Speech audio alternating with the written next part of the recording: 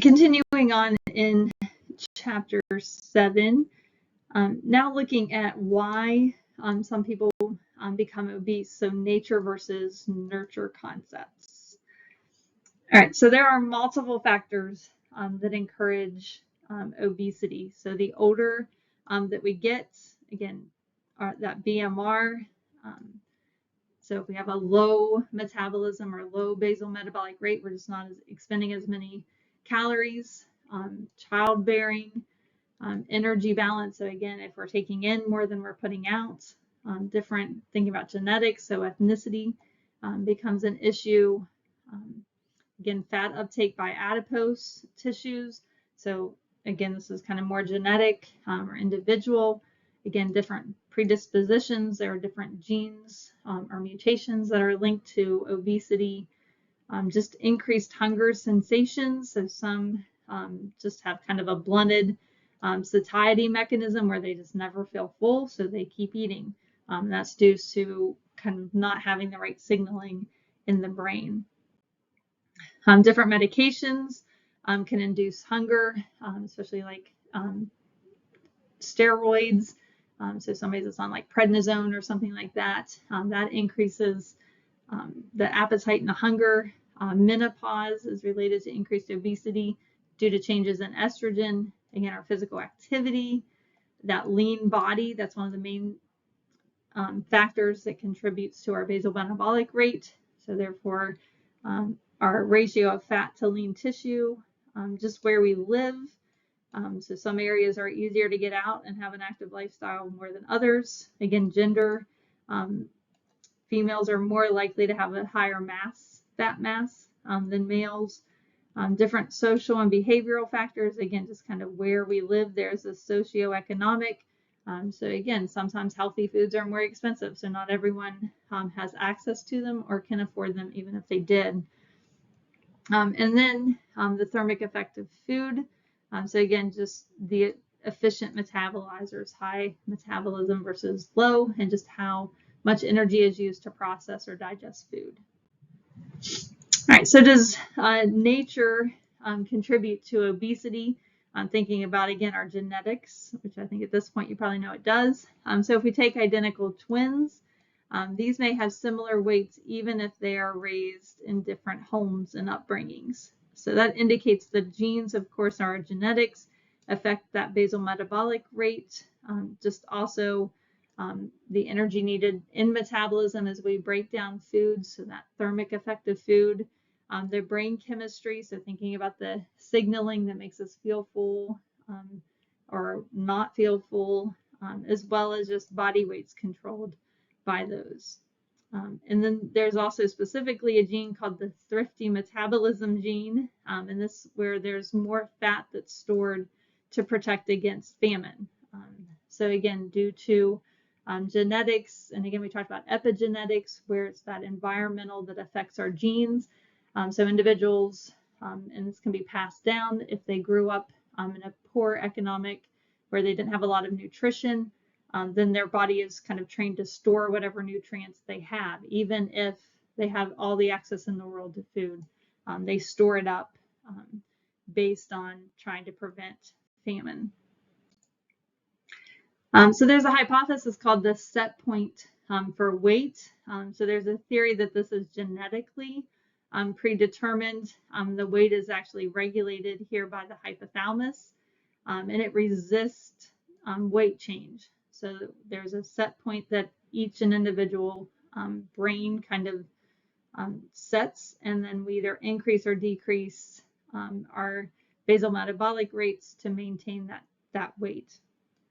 Thinking about some hormones, so leptin can assist in weight regulation.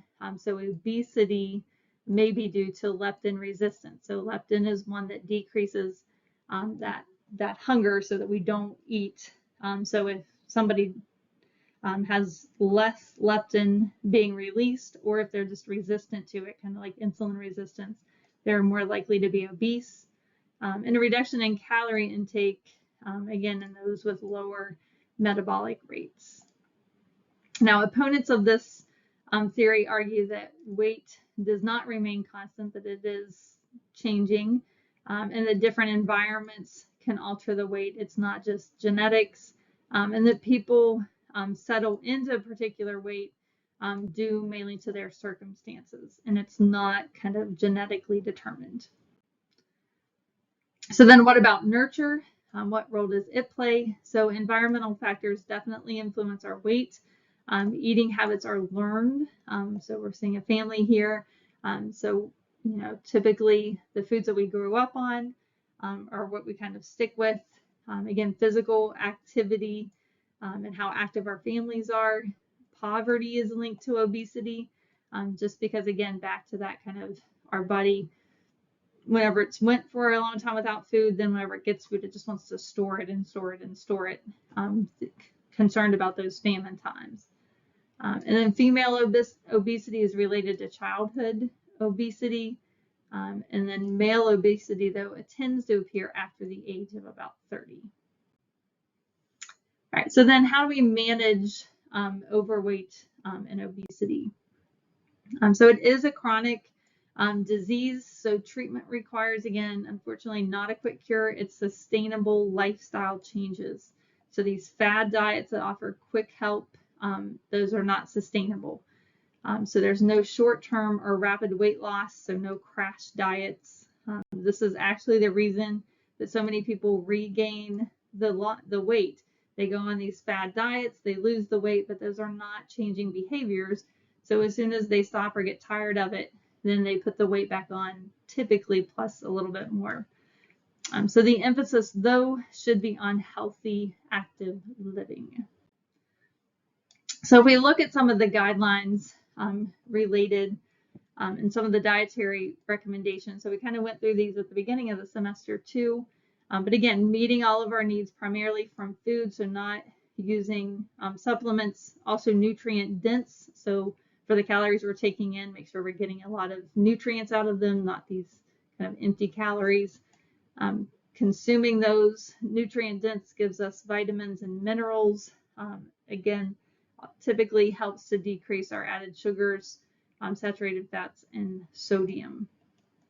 Those healthy patterns consist, again, of nutrient dense forms across all food groups, not just only eating carbs or only eating protein, which again, some of these fad diets use.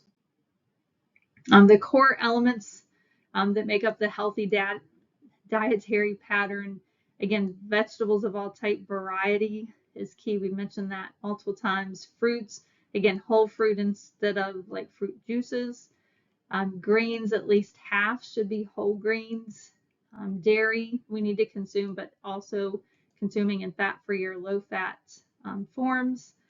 Our proteins, so using lean meats, poultry, and eggs, but also adding in the seafood at least a couple times a week, and then a lot of plant-based protein.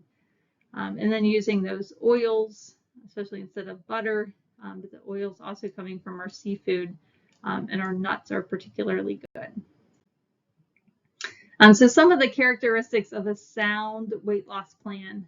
So the rate of weight loss, again, we don't want quick weight loss, so we actually encourage slow, steady weight loss rather than rapid, with about 1 to 2 pounds per week being lost. And it includes a period of maintenance for a few months after 10% has been lost. So instead of keep going after you've lost 10%, kind of maintaining that for a couple months and then go on to losing more.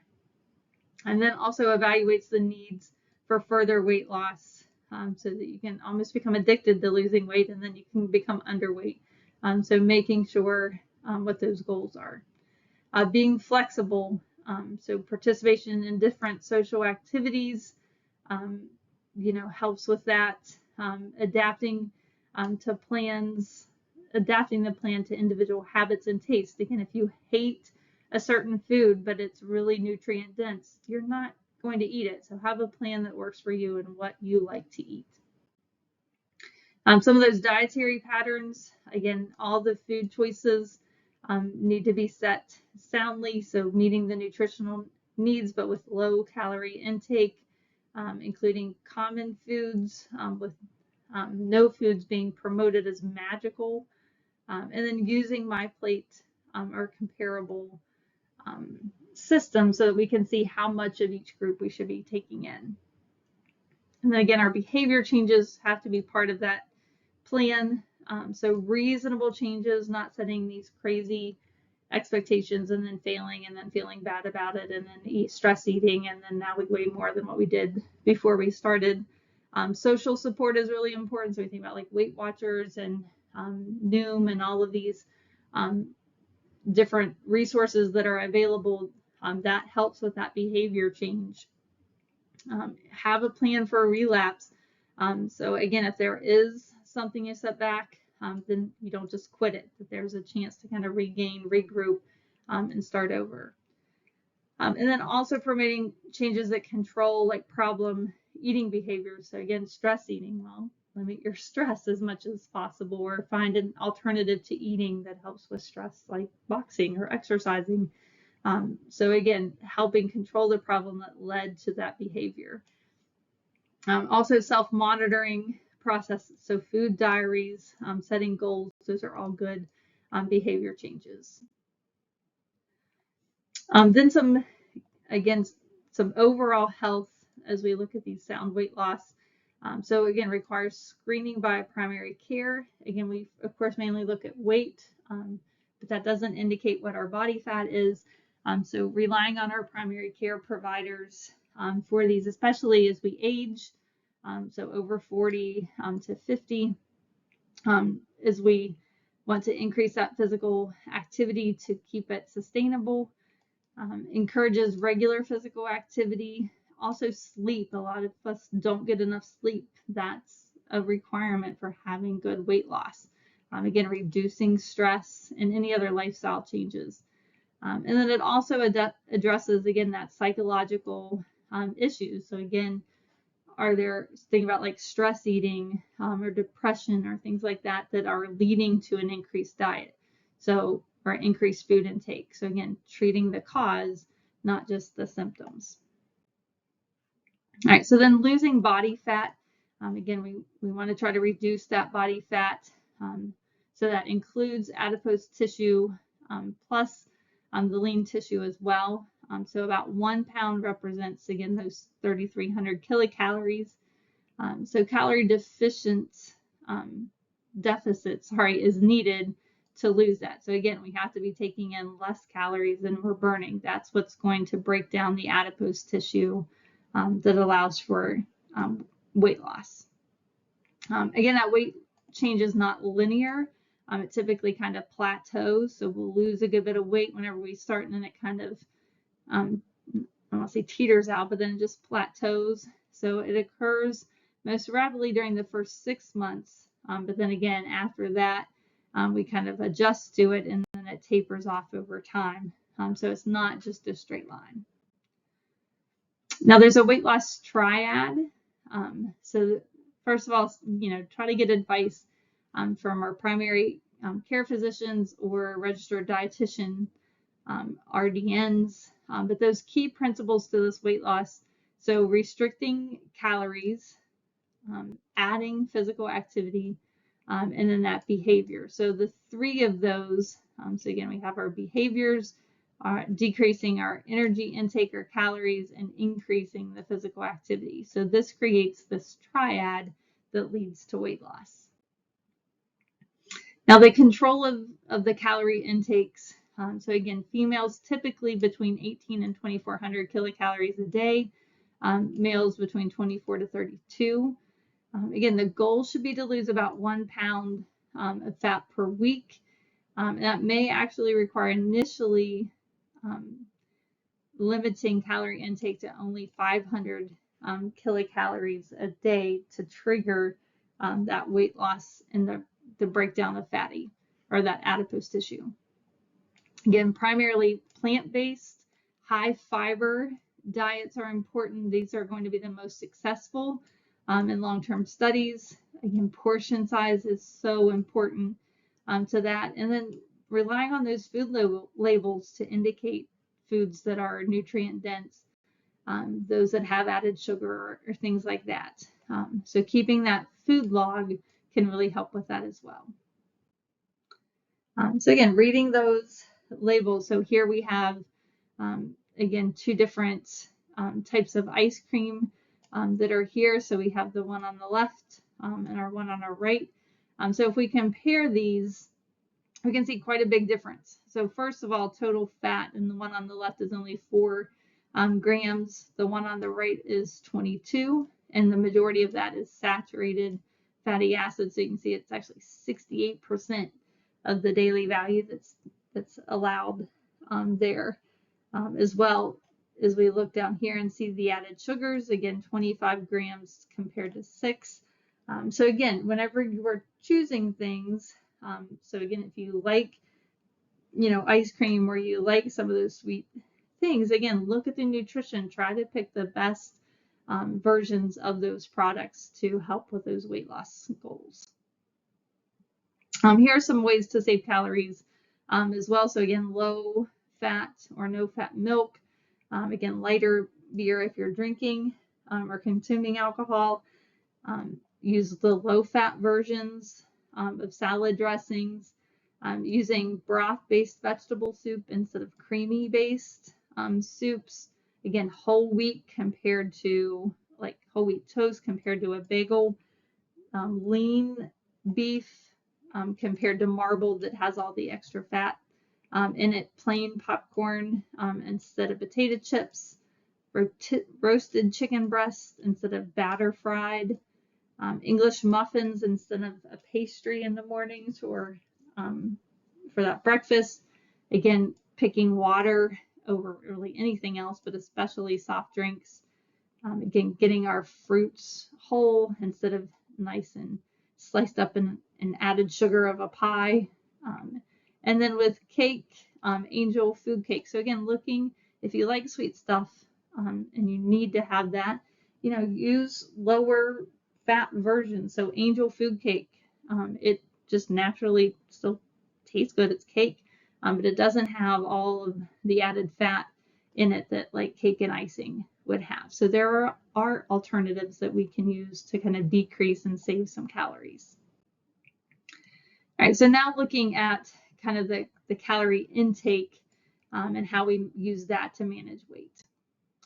So how do we control hunger? So again, first separating true hunger from a habit or emotional eating. So again, are we eating because we're being told, our brain is actually telling us that there's a need for it, or is it again stress eating or a habit? It's just lunchtime, so I need to go eat. So hormones in an empty stomach signal to the brain that they are hungry. Then nerves in the stomach signal to the brain that you are full. But it can actually take about 20 minutes, and this is why it's recommended that we eat slowly, because if you eat really fast, then you'll likely consume more because your brain isn't telling your stomach that it's full fast enough. So now you've overeaten and you're miserable. So again, the goal is to be hungry at mealtime. So you're not just eating just to eat, but there should be hunger associated with that. So some different things to increase that satiety, again, feeling of satisfaction, increasing the fiber intake, drinking water with meals expands the stomach, triggers the nervous system to say that we're full. Lean protein, so especially plant or fish proteins, high volume foods that are rich in water and fiber, again, so it makes this, we're consuming a lot. But again, we're not getting a lot of calories from that. And then again, as I mentioned, eating slowly because it can take that 20 minutes or so for the brain to know that we're full. This is just kind of looking at energy density with foods. All of them have 250 calories. So all of the foods here have the same amount of calories. But as you can see, they're very different in the others. So if we think about, again, a soda pop or soda, again, there's no fiber in it. It does have some water, but then it has a lot of added sugar. Cheese, again, no fiber, a little bit of water there. That chicken, no fiber because it's animal-based, not plant, but it does have some water in it to increase that feeling of satiety. So again, if we look, not all foods are equal, just like not all people are. So the weight or the calories don't tell us the whole picture. So conquering this weight loss plateau. So again, it's not linear, it goes up and then it kind of levels off. So again, it's a slow and sometimes erratic process. So the early weight loss is kind of large because they're losing fluid and fat kind of rapidly. So there's this rapid kind of weight loss. And then it starts to slow down. And this is due to that muscle mass that could be increasing if we're exercising. So that causes it to plateau. So how to kind of avoid that creep in that diet where it starts to plateau. So again, calorie deprivation is hard to maintain. So if you're just decreasing your calories, again, over time that just gets old and we just want to eat. So again, start eating a few more calories. Don't go overboard, but track those dietary patterns and see if there is a habit of some kind. And then also very active intensity and activity intensity and type. So again, do high intensity and then switch to something more low intensity and kind of alternating back and forth. Because again, that metabolism adapts to our routine. So keeping it changing keeps our metabolism changing. And then just a few things here with physical activity to help with weight loss. So it's recommended to get about 150 to 300 minutes of at least moderate intensity aerobic activity per week to achieve that healthy body weight. Expending 100 to 500 extra calories, again, promotes that steady weight loss. Also, the benefits improve self-esteem. We just feel better, get that kind of runner's high as well. That functional ability, so we can, bend more and move more easily as we lose weight. Just a better quality of life and the maintenance of that bone health, so not getting osteoporosis and having issues like that. And then also resistance or strength training are important to add on because that increases and retains lean body mass. So again, switching from cardio to strength training is a really good approach. All right, so talking a little bit about our impacts to the microbiome. So modifying different lifestyle behaviors, so like diet and physical activity can alter that biome. And the biome is actually being shown to be a key contributor to weight gain during college years. As more research is being discovered, and some of that has a lot to do with stress as well. But regular physical activity can actually increase the number of the good or beneficial microbial species. It enriches diversity, so it allows a lot of different varieties to be there. And it improves that commensal bacteria, which is just all the bacteria working together within the gut.